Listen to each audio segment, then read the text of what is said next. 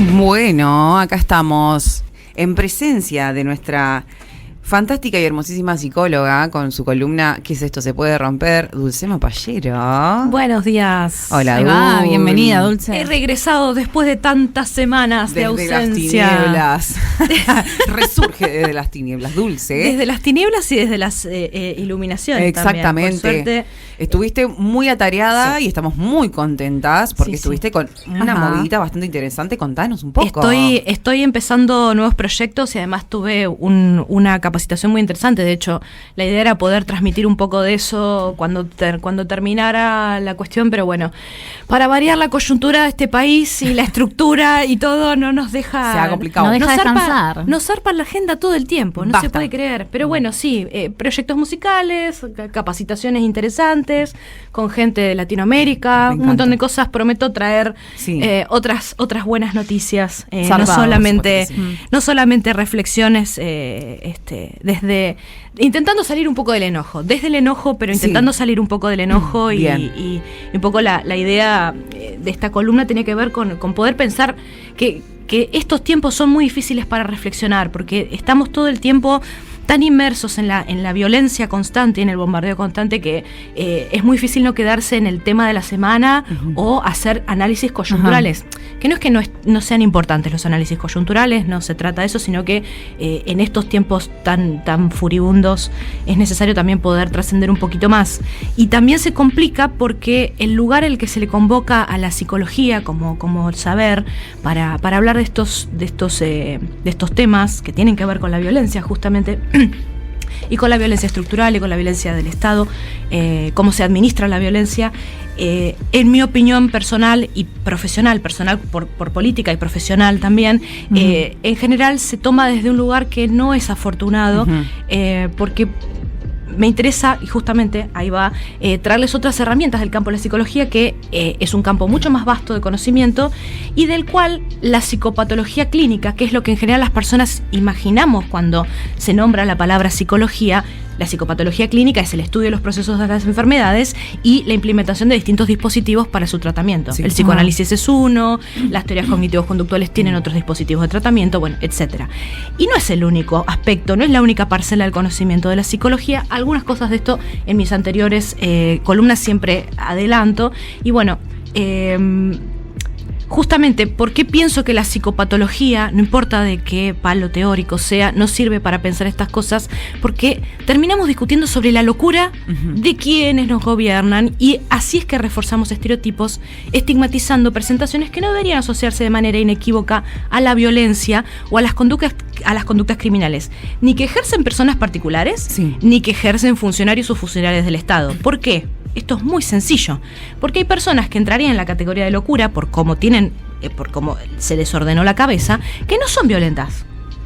Y hay personas que no serían señaladas como locas por justamente las presentaciones y el modo de organizar su cabeza, que ejercen profundas crueldades y violencias hacia otros, ¿no?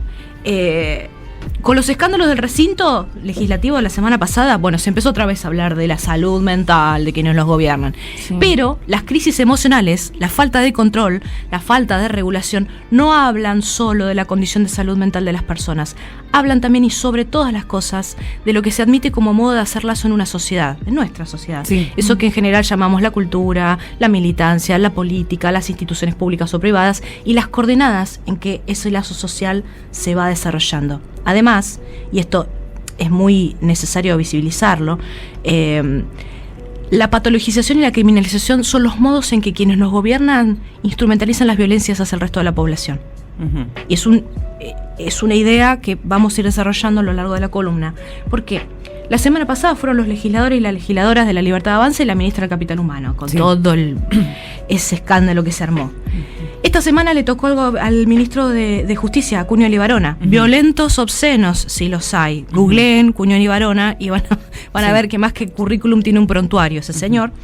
Y que fue citado por la Comisión de Mujeres y Diversidad de Diputados para dar cuenta de las políticas públicas del gobierno y recordó el mejor estilo mafioso que desde el gobierno, voy a citar textualmente, rechazamos la diversidad de identidades sexuales que no se alinean con la biología.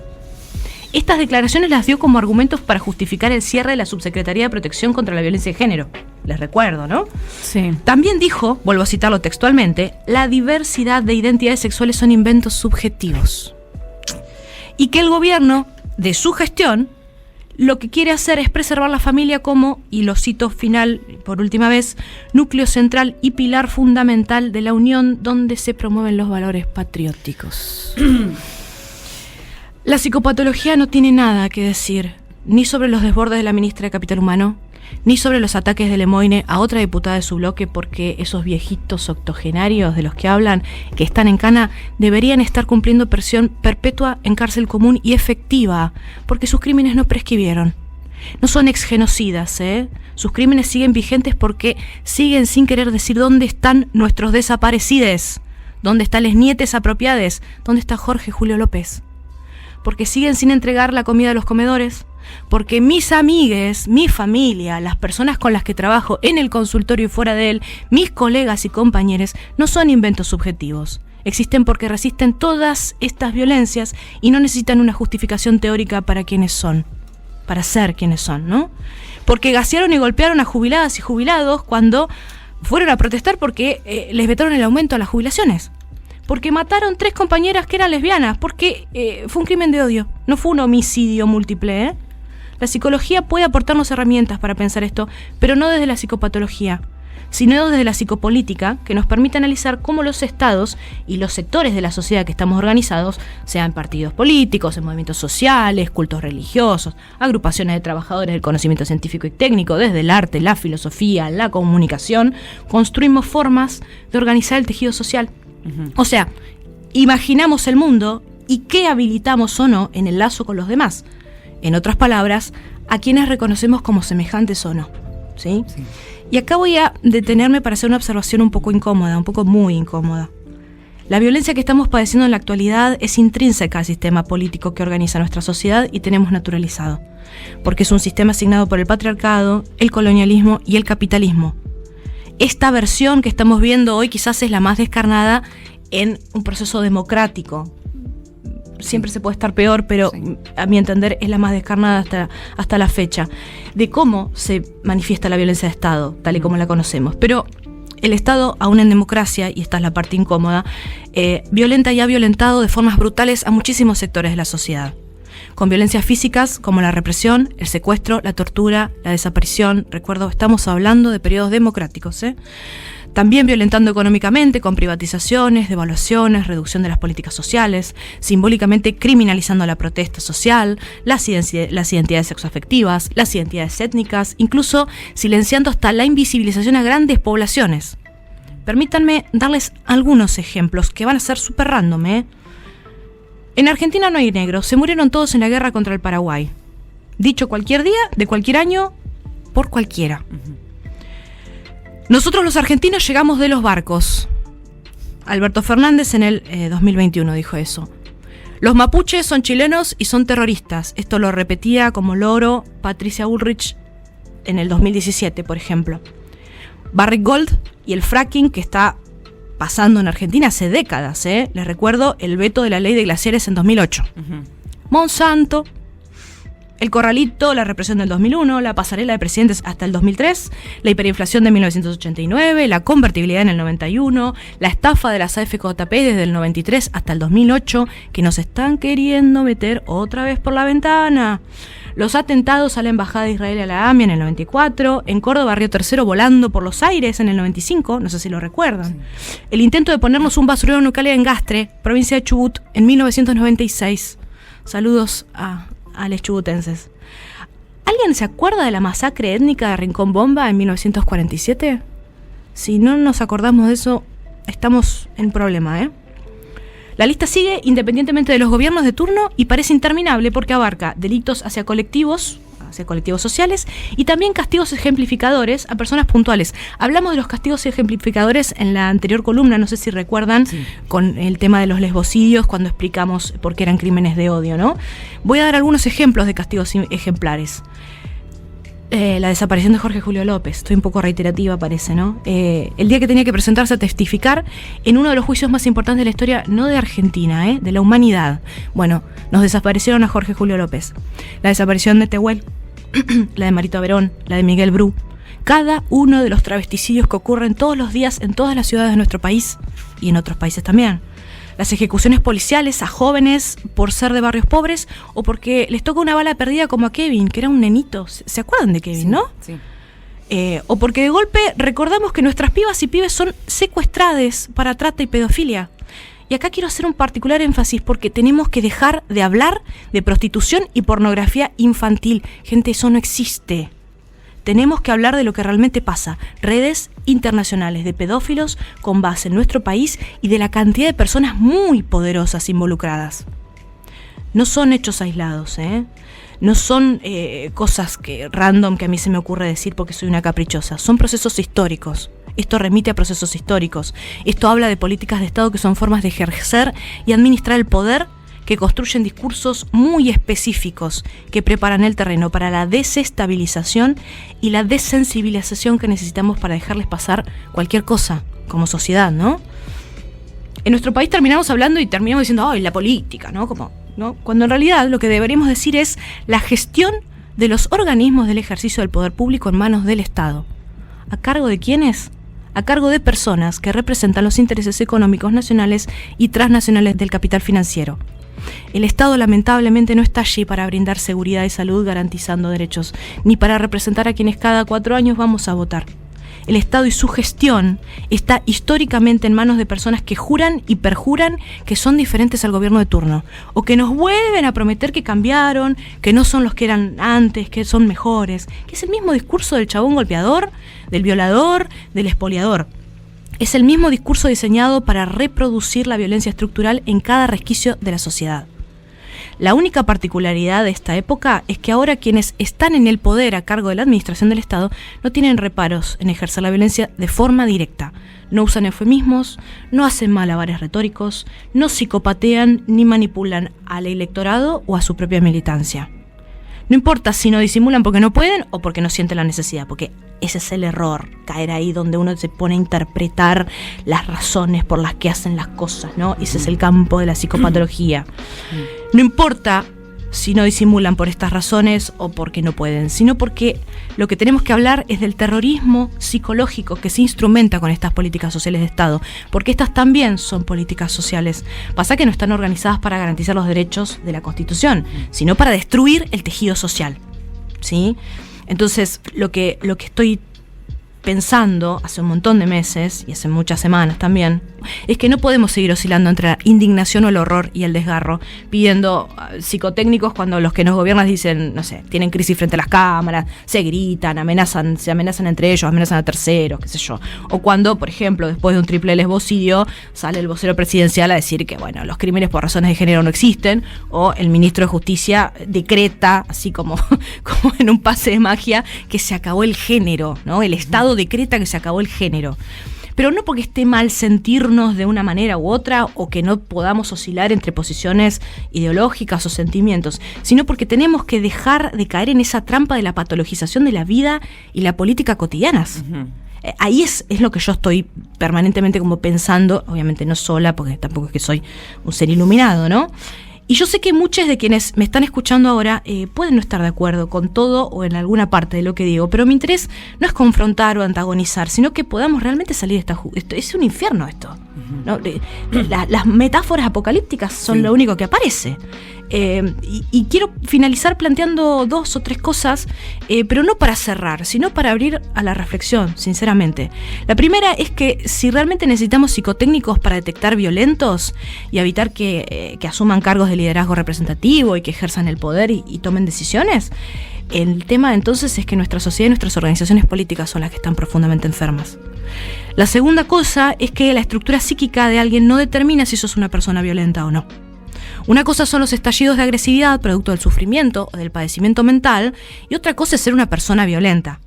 La violencia, como concepto teórico, tiene 3 características. Debe ser sistemática, debe ser expresiva, ¿esto qué quiere decir? Está enviando un mensaje muy claro, y tiene la función de volver al cauce, ¿sí?, de lo que está preestablecido como orden a todo aquello que se salió de la norma, ¿sí? Y esto que estoy señalando no es un tecnicismo, no es que yo soy una hincha pelotas, también, pero no tiene que ver con eso, sino con que si no podemos realmente retomar este concepto de la violencia y utilizarlo de una manera tan precisa y tan clara como tiene en su definición, terminamos mezclando peras con bananas, terminamos haciendo extensiones del sketch Hablemos sin saber todo el tiempo, y lo que estamos haciendo también es evitar que se promuevan otro tipo de subjetividades que no sean susceptibles a la dominación. Y finalmente, hablando con un amigo muy querido que ahora está viviendo en Colombia, que esto es como la tercera reflexión que quiero dejar, me parece que todos estos temas, más allá de la coyuntura, más allá de qué posiciones políticas más específicas podamos tener, es un debate muy necesario, porque tenemos que poder pensar como sociedad, no solamente en Argentina, porque esto tiene que ver con lo que está pasando en el mundo.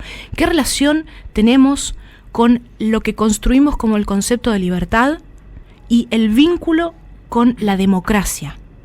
O sea, son cosas realmente pesadas, pero me parece que es una apuesta que tenemos que hacer. Y más en estos momentos de horror. No sé qué opinan, chicas. Sí, como bien decís, vivimos en una época en la que la violencia está al orden del día, y lo vemos. También justamente esto, ¿no? Lo que es fácil de decir, bueno, está loquito, pero pará, o sea, justamente también hay una mirada de todo esto, y está buenísimo lo que nos contás, y no desde la patologización. Uy, cómo se me complica, me quise hacer la piola y me salió re mal. Todo lo que ha pasado esta semana realmente es esta semana y la anterior y la demás. Y viene pasando. Y viene pasando, como relató ahí Dulce en tantos hechos históricos. Exactamente, sí. No solo eso, sino como justamente como todo esta violencia aparece expuesta en un montón de situaciones. Sí. La puta madre, ¿no? A mí me pasó, perdón, sí. Puntualmente en la campaña de las elecciones presidenciales del año pasado, se discutía mucho la idea de, bueno, el psicotécnico, uno de los candidatos está loco, el que actualmente es presidente hoy en día. Y un día antes de las elecciones, esto me acuerdo patente, era el cumple de mi tío Fede, que lo tuvimos hace poco hablando acá, y yo discutía con otra persona que me decía, Milei está loco.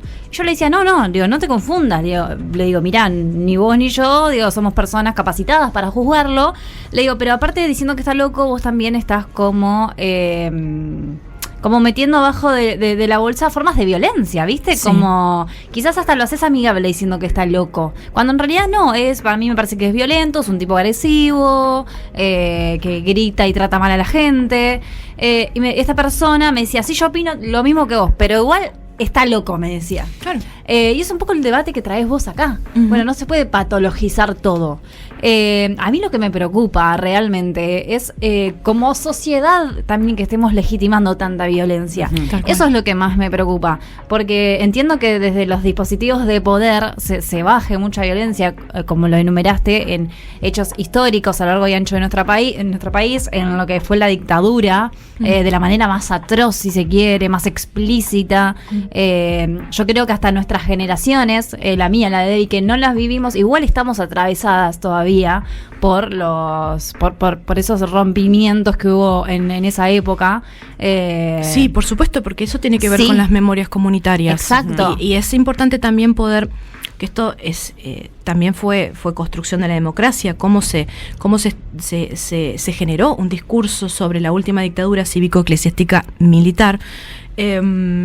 Pero no se puede seguir pensando cuáles son las continuidades de estas violencias desde un discurso de la democracia que termina también oficiando y generando continuidades en el sostenimiento de violencias económicas, simbólicas, físicas terribles, que quedaron cristalizadas como si hubiesen ocurrido exclusivamente en los momentos de excepcionalidad de la historia de la Argentina, que fueron las dictaduras. Sí. Hemos tenido mucho tipo de dictaduras en Argentina, por desgracia, y también sufrimos mucho tipo de dictaduras en Latinoamérica y en otras partes del mundo.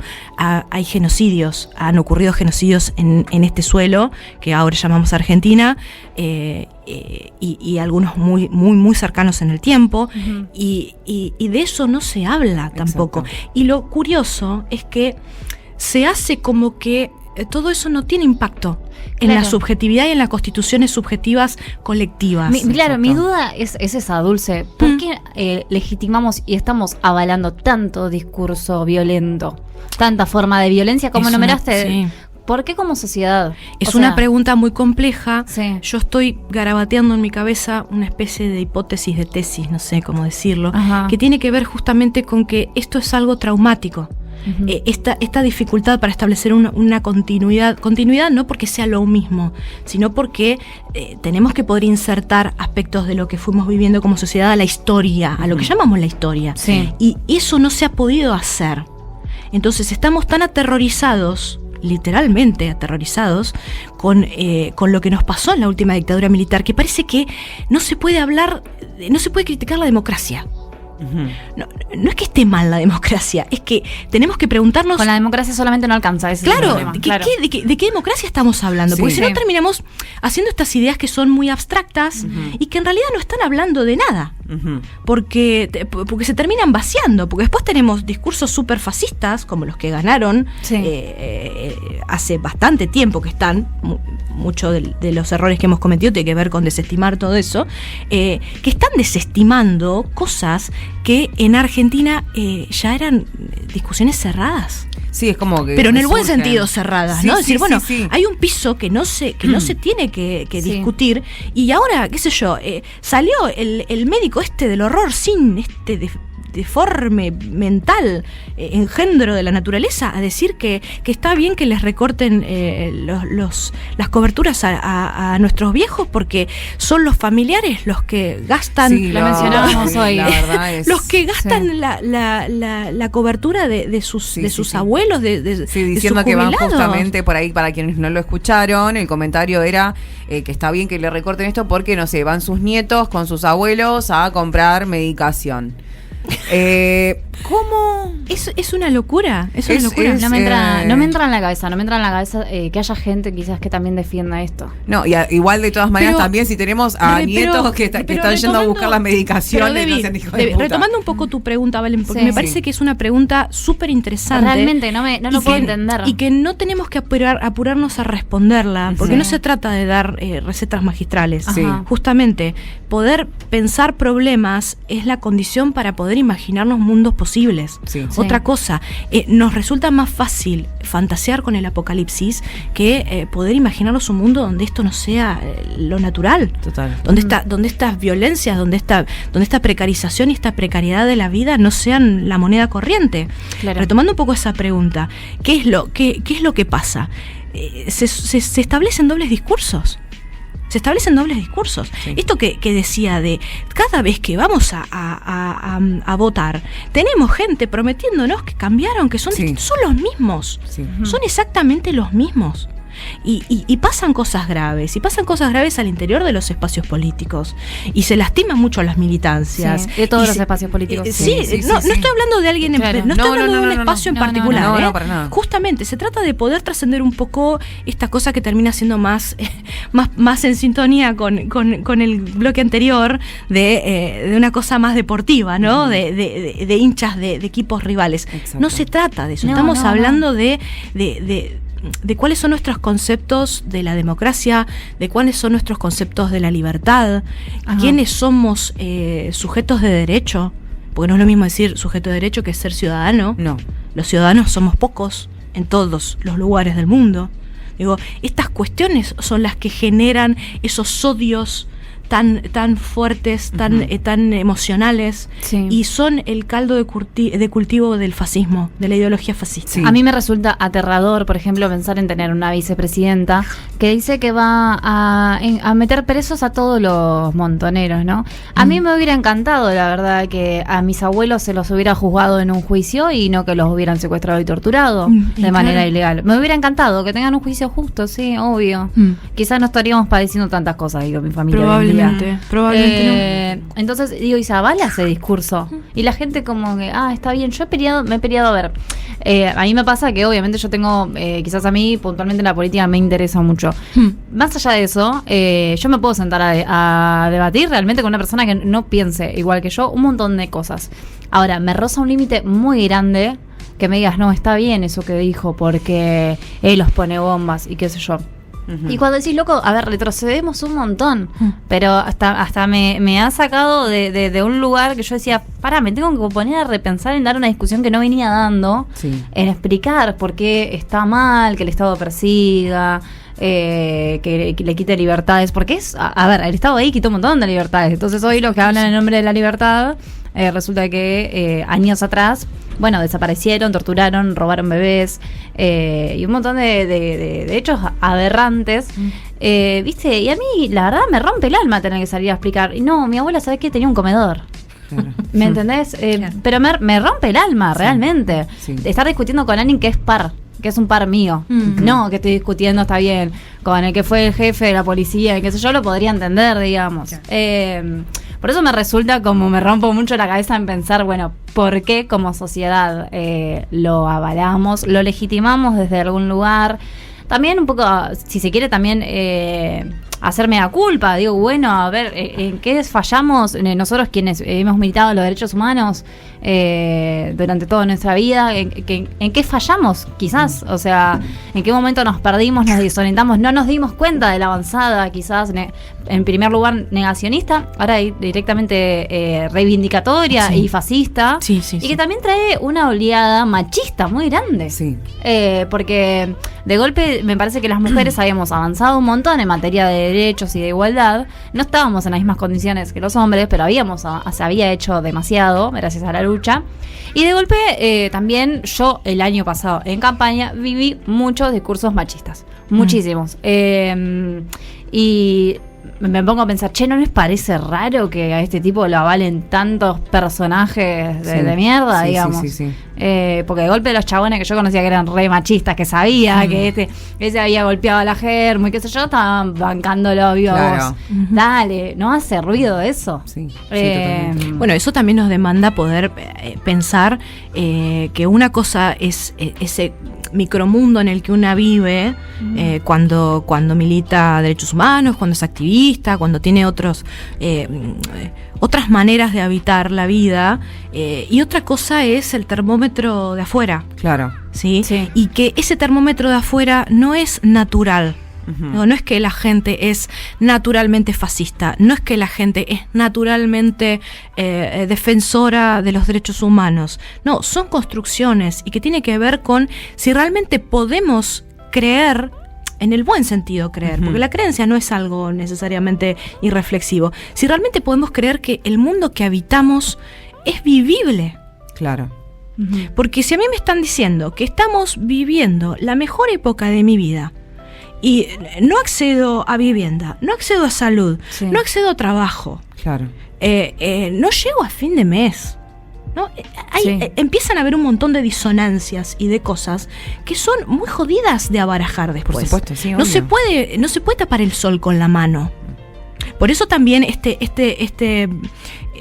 coso medio al azar que hice de enumerar cuestiones, porque no tiene que ver con cierta bandería política, con ciertos personajes particulares que los hay y que son nefastos y que no se niega, sino que también muchas veces hay otras personas que están allí y hacen cosas que están buenas, pero también defienden intereses que no solamente matan a las personas, sino que arruinan el lugar donde vivimos, Exacto. el agua que tomamos, el suelo que pisamos y que usamos para cultivar alimentos y hacer y criar ganado que después es alimento de las personas que comen carne también. Sí, justamente hay gente que no se informa o que no le presta atención a este tipo de violencias, justamente, las cuales Argentina tiene un suelo fantástico y sin embargo lo viven contaminando, robando, expropiando y demás. Y eso también es importante y eso también es violencia la que vivimos. Entonces es re importante buscar la información, escuchar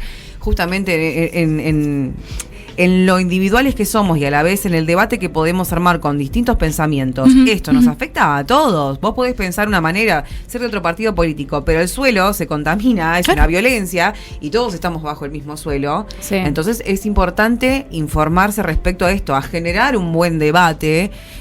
A mí también me pasa en el día a día charlar con personas que no tienen el mismo pensamiento que yo y sin embargo, bueno, aprendí también a elegir mis batallas últimamente. Sí, ni hablar. Aprendí a elegirlas, aprendí a calmar un poco las aguas y a poder debatir desde una manera interesante y que sea fructífero para ambos lados, ¿no? Justamente porque hay tanta violencia y me he encontrado yo misma en un discurso violento por defender mi pensamiento. Y no es así. No.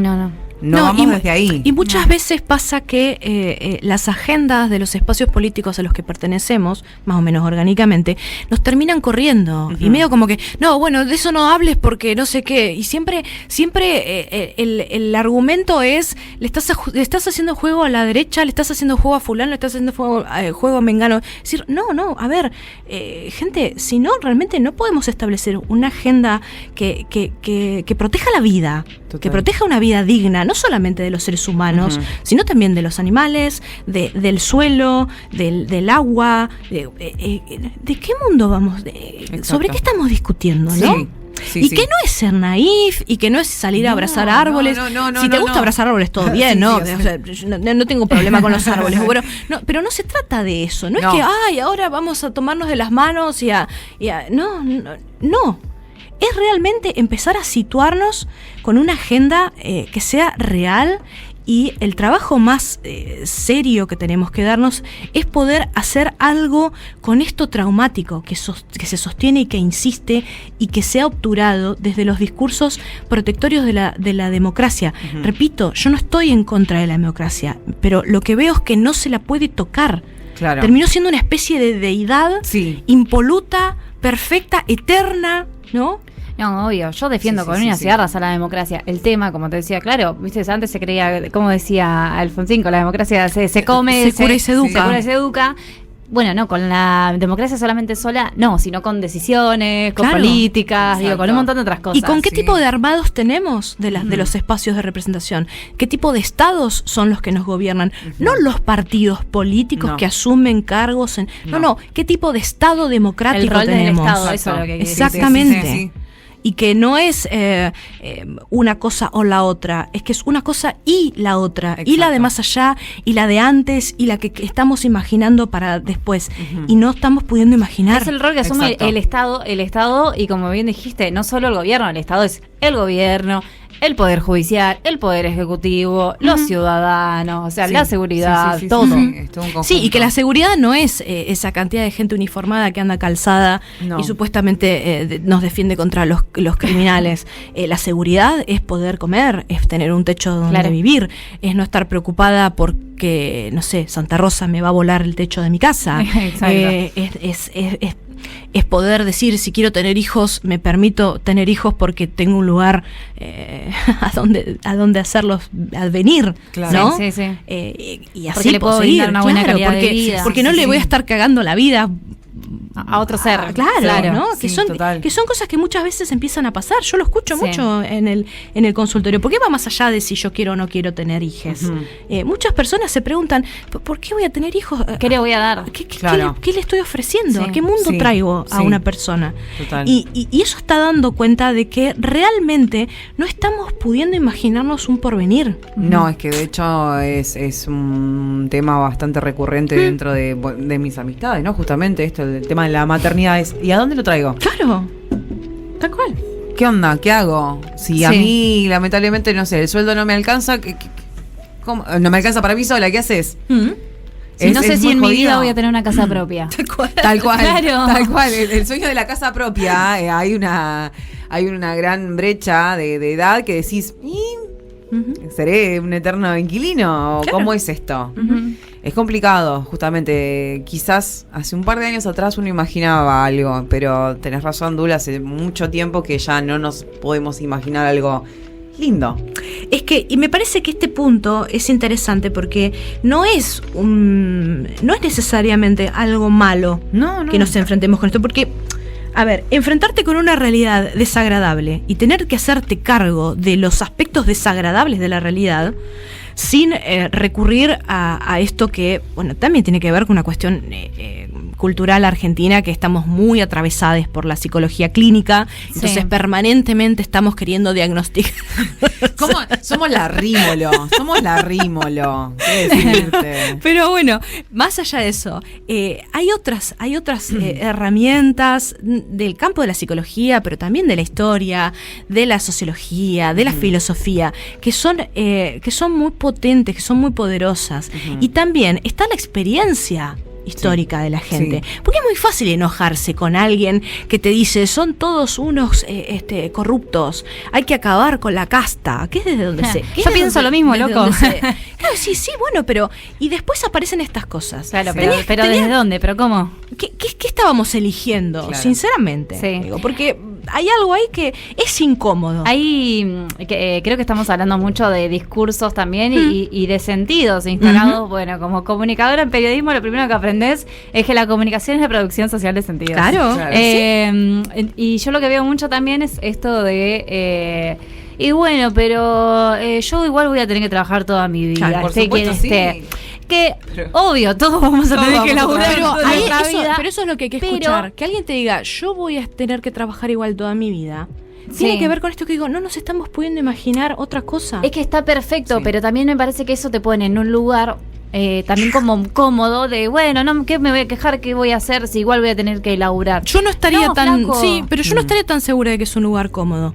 Yo lo que escucho es un lugar de derrota. Ajá. Es un lugar de no importa lo que haga.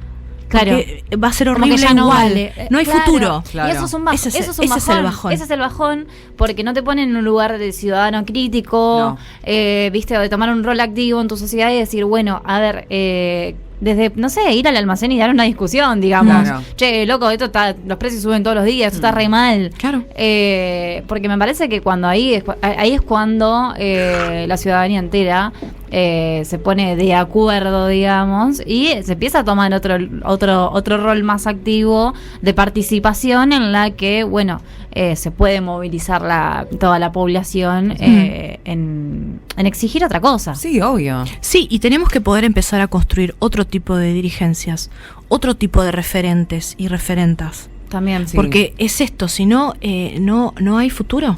Hay una discusión que yo he tenido, debate interesante con mi vieja. Mi vieja ha sido militante durante muchos años y hemos hablado respecto a quienes nos gobiernan y demás, y yo dando mi punto de vista, y me dejó con una frase la cual quedé bastante de cara, ¿viste? Y me dice, vos tenés buenas ideas. Me dice, pero vos no militás. Y vos no estás llegando ahí arriba porque justamente no querés militar. Le digo, lo que pasa que me cansa esto, me cansa el día a día. Y me dice, bueno, justamente porque vos no peleás contra eso, una persona pensante como vos no está donde tendría que estar. Es que justamente respecto a esto, a nuevas construcciones políticas, ¿no? O sea, nosotros estamos teniendo un debate desde acá, que obviamente lo tenemos porque tenemos nuestra conciencia en base a determinadas situaciones, y que por ahí decís, che, pero ¿qué está haciendo esta gente? ¿Está asesinando bien? ¿No está asesinando? ¿Qué está haciendo? Yo haría tal y tal cosa. Por ahí tu idea está buenísima, pero como vos no te metes en el espacio, como vos no vas recabando. Sí, Debbie, pero también pero hay algo que es incómodo, que es que hay techos muy bajos en los espacios. Sí, por supuesto que no tiene que ver con el voluntarismo. Acuerdo e intuyo desde donde decía lo que decía tu madre, pero me interesaría poder agregar también que así se quema la gente cuando milita, Exacto. Así se funden los militantes y las militantes en los distintos espacios, porque tenemos que empezar a entender, con todo el dolor que eso nos incluye a las personas que militamos y que estamos activas en distintos lugares, es que los lugares que existen están muy se quedaron bajitos. Sí. Son la razón por la que estamos como estamos y que las cosas, las continuidades estas que son tan dolorosas y generan tantos odios y tomas de decisiones muy reflexivas terminan ocurriendo. Opino lo mismo, no dudo que hay gente con muchas buenas ideas, por supuesto, pero que no llega. Entonces, cuando ves quiénes llegan, es un momento de inventar, es un momento de poder empezar a pensar por afuera de las cajas que tenemos. Las ideas son hermosas, las ideas son fantásticas, son herramientas súper poderosas, pero cuando las empezamos a tomar como si fuesen la palabra sagrada, ahí es donde perdemos, y perdemos como en la guerra. Y perdemos antes de empezar la batalla, además. Más allá de la retórica épica, que a mucha gente la ha acobardado y tiene que ver, y entiendo que tiene que ver con todo esto, también es necesario poder entender que el voluntarismo, esto de bancátela, anda a militar, vos no estás militando, no, esto que están haciendo acá ustedes es militancia. Sí, obvio. Hay militancias partidarias, hay militancias en otros espacios que no son partidos tradicionales, que también son militancias. Lo he discutido con mucha gente. Para mí, yo soy militante, esto lo digo siempre, yo soy militante a todos lados donde voy. Claro. No es que llego a mi casa y dejo de ser militante. No. Es una condición, viene conmigo. Sí, totalmente. Sí, obvio. Además es inevitable tener un posicionamiento político. Hasta la gente que te dice yo soy apolítica, te está diciendo, te lo está diciendo desde un posicionamiento político. Exacto. Es que todo es político. ¿Quién era el que dijo esta frase? ¿Sartre? Que dijo, pará, tiré una. Tiraste una. Si no era Sartre, voy a quedar re mal. No importa, vemos. Que decía, no elegir también sigue siendo elegir. Es que sí, no sé quién lo dijo, pero sí. Pero es una yo tiré Sartre, bueno. Se lo será. Lo voy a googlear. Es que sí, no elegir también es elegir. Exacto. Justamente. Y pasa con los posicionamientos. Abstenerse de posicionarse en algo que es delicado. También es una elección. Es una elección y es una declaración política. Chica, lo dijo Sartre, le pegué. Bien, muy bien. El discurso no son palabras solamente. No. El discurso performa realidades. El discurso hace que podamos estar de determinadas formas en el mundo o no estar, porque está permitiéndonos imaginar la vida. Digo, podríamos estar acá, nosotras tres, y cada una estar leyendo este espacio de una manera muy distinta. No porque sería un relativismo absoluto a la vida, sino porque justamente, discursivamente construimos la realidad. Sí. Entonces, podríamos entender la radio como un lugar donde venir a hablar pelotudeces, o también podemos entender la radio como un espacio para abrir al diálogo, para abrir a la reflexión, como un canal de comunicación, entendiendo que las tecnologías se modifican y se adaptan, y los ritmos de la comunicación son distintos, y las personas pensamos diferente porque nos relacionamos con la tecnología de maneras diferentes. Bueno, y la responsabilidad que tiene uno también a la hora de comunicar. Y eso es discurso también, y modifica la realidad concreta. Un ejemplo muy tonto, que es lo primero que se me ocurre porque es lo que estamos haciendo ahora. Entonces, eso también es importante, poder empezar a volver a las caracterizaciones que tenemos de la política, a los conceptos que usamos cuando hablamos de democracia, cuando hablamos de representatividad, cuando hablamos de libertad, cuando hablamos de paz. Sí. Porque una cosa es la paz y otra cosa es la libertad. Exacto. Yo no sé si prefiero la paz sin libertad, porque estamos por suerte viviendo momentos pacíficos. Si hablamos con personas que vivan en Colombia, en Ecuador, en otras partes, en Venezuela, en Palestina, tenemos tiempos pacíficos en Argentina. Sí. Ahora, no sé qué libertades estamos teniendo. Claro. Sí, libertad es otra cosa que hacer lo que uno quiere. Exacto. Sí, hay mucha gente que también por ahí no entiende respecto a la libertad y te escudas abajo de la nómina, que no es lo mismo y que no se explica bien para muchas personas y dicen, no. O sea, por eso también es tan importante. No. Por eso también es tan importante, ¿no? Repito, informarse, releer y observar y también tener una crítica personal. Todo es político, todo lo que nos atraviesa es político. Sí. Volvamos a imaginar y volvamos a crear. Tal cual, y que la posibilidad de criticar algo de manera deliberante, de manera consciente, no es destruir. No. Pero porque si yo no puedo pensar mi propia historia, los derroteros y las decisiones que se han tomado políticamente como colectivo, desde los espacios específicos más con los que tengo más sintonía ideológica, y como sociedad, estamos realmente jodidos. Porque ahí es donde todo se congela, ahí es donde no puedo tocar absolutamente nada. Sí. Y ahí es donde se juegan cosas, sí, en el plano de lo psicopatológico de cada quien, sí, ¿no? Donde aparecen distintos recursos a defenderse de algo muy doloroso. La realidad es dolorosa. Sí. Ahora, ¿cómo nos defendemos de la realidad? De manera en el uno a uno y como colectivos. Bueno, se pueden pensar, por ejemplo, desde la psicopolítica, que es la herramienta que traje hoy. No es la única, no es la mejor, pero sí, quizás esta columna es más un llamado a que nos dejemos de joder les psicólogos en general. Me voy a agarrar con mi gremio, no con el resto, no con el gremio de los comunicadores, de tener esta compulsión patológica, estoy siendo muy bardera, a psicopatologizar todo. Claro. Porque después tenemos que salir a decir, no, el problema no es que es loco, el problema no es que es los problemas son otros. Bueno, pero también nosotros estamos constituyendo eso. Y también creo que esto es un análisis propio, ¿no, Dulce? Que te lo comparto a colación porque venimos hablando de todo esto. Siento que la gente necesita algo en qué creer. Claro que sí. Está desesperada por algo que lo represente, digamos. ¿Sí? La sociedad está carente de representatividad. Tener utopías. Claro, justamente, como dijo Galeano, ¿no? ¿Para qué sirve la utopía si nunca la voy a alcanzar? Justamente para eso, para caminar. Entonces necesitamos tener horizontes de los cuales poder agarrarnos cuando está todo mal, de tener en qué creer. Estábamos todos convulsionados el otro día por el Cris Morena Day, ¿entendés? Claro, sí, qué fuerte. ¿Viste? Necesitamos realmente en qué creer. Yo también soy una persona que necesita en qué creer. Pero porque así yo en este momento no esté de acuerdo con el sector político que nos gobierna, también estoy muy dolida con mi propio espacio representativo. Por hechos de público conocimiento que lo sabe todo el mundo. Entonces necesitamos construyamos entre todos esos horizontes necesarios. Y transformar el dolor y la impotencia en rabia organizada. Exacto. Sí. Acá me voy a poner más desde los aportes que han sabido hacer el colectivo LGTBI y sobre todo las trabas, las tías.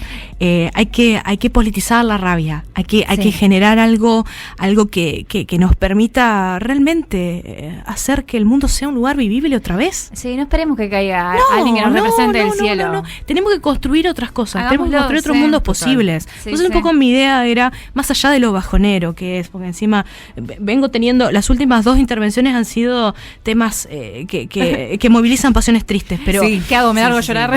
Claro, pero no se trata de eso, es un llamado sincero a que podamos dejar los terrenos conocidos, porque esa necesidad de estar aferrades a lo conocido nos está matando, literalmente. Nos está matando las ideas, nos está matando el deseo, nos está matando a las personas también, ¿no? Sí, por supuesto. También como, eso que bien dijiste, me parece que en estos tiempos que la sociedad así está como, no llegas a fin de mes, tenés de golpe buscar laburo por todos lados, hacer mil mañas para sobrevivir en este país. También uno no, por culpa de eso, por consecuencia, no le hace lugar quizás a los lugares de ocio, de entretenimiento, donde la pasa bien. Entonces es complicado. Tal cual. Sí. Hoy nombrábamos justamente y lo traigo también porque lo mencionaste, el caso Tehuel, que ahí hay una pequeña batallita, si se quiere, ganada, porque se lo condenó a perpetua a uno de los principales acusados. Falta el otro. Y por crimen de odio, que creo que es histórico esto. Sí. Así que no todo está perdido. No, digamos. Es que justamente el punto es poder entender que decir no todo está perdido tiene que ver con que no hay nada escrito. No, exactamente. Claro. Eso significa que algo no todo está perdido.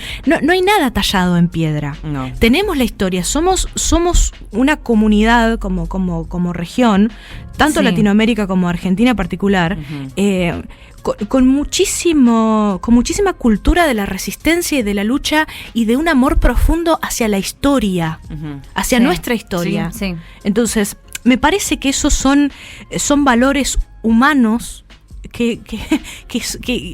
importa. Pero además es por lo que nos reconocen en otras partes del mundo. Sí. Chicas, no saben lo lindo. La próxima vez que venga, no importa aunque se esté cayendo el mundo, voy a hablar de otras cosas. Bien. Voy a hablar de lo que pasa en otros lugares y cuando se juntan gente de muchas partes del mundo. No saben lo lindo que es recordar. Que alguien te recuerde de fuera cosas que se te pasan y que están ahí, ¿viste? Que no estás pensando, porque es como el aire, una no piensa que está respirando, y que venga alguien y diga, no, porque ustedes en Argentina tal o cual cosa, pero qué interesante esto que estás diciendo, y claro, tengo que desenfrascarme un poco. Sí. Hay gente que se angustia cuando piensa que somos una mota de polvo en el universo. Saludos, Rayo, te amo. A otras personas nos calma eso. Sí. A mí personalmente me calma, me da una perspectiva muy grande, porque si no, la sensación de estar abrumada 24/7 te come la cabeza como un gusano del lado de adentro. Es que justamente es lo que hay que tratar también de abrir un poco, ¿no? Exacto. Justamente empezar a alejarse de eso. Tengo un comentario que dice, la política la podés hacer en la verdulería o en la vereda, pero militando podés armar proyectos y elevarlos y creás y moldeás a los futuros dirigentes. Bueno, justamente lo que hablamos. Tal cual. Totalmente, Hilda. Sí. Es así justamente, y si el espacio en el que estás no te gusta, está abierto y como nada está tallado en piedra, podés crear nuevos espacios. Exacto. Sí. Exacto. Así que... Y recurrir a otros lenguajes, recurrir al lenguaje artístico, al cine, a la pintura, al teatro, a la música. Total. Encontrarse con otras personas. Exacto. Es fundamental. Porque te oxigena la cabeza. Totalmente. Sí, qué necesarios esos espacios. Sí, totalmente. Acá Rocío dice, resistir no es quedarse aguantando, es frenar y reconfigurar, hacer trinchera y reconfigurar para avanzar. Me parece súper interesante esto que está diciendo. Sí, lo es. Porque está este discurso de que no hay que parar, hay que darlo todo, hay que dar más. No. Sí, todo, la vida por la patria. No, hay que pensar también. Reconfiguremos, ¿no? Sí. Porque no está funcionando. Tal cual. Sí. Porque son discursos súper yoicos. Claro. Y eso sí tiene que ver con la psicopatología. Claro. Psicológica. Son discursos súper yoicos y el super yo es el Kobani que se sube al patrullero. Claro. Hay mucho de eso en los espacios. Y creemos que no nos gusta y al final nos subimos por voluntad propia. Y no es que nos subimos del lado del acompañante, nos salimos a andar nosotros, el patrullero. Sí, yo tenía una profesora que decía el policía social. El policía social, decía la profe. Claro. Era doctora en ciencias sociales, era esta profesora. La sabía demasiado. Y nos hablaba justamente. Sabía cositas. Sabía cositas. Y nos hablaba de estas personas que no necesariamente trabajan en las fuerzas de seguridad, pero que lo son. Exacto. Esto de el militómetro, ¿no? Que son discursos morales. Yo siempre pongo el mismo chiste que quedó muy viejo, que tiene que ver con esto. Que fue una de las cosas que nos permitieron los feminismos, que es dejar de buscar al príncipe azul.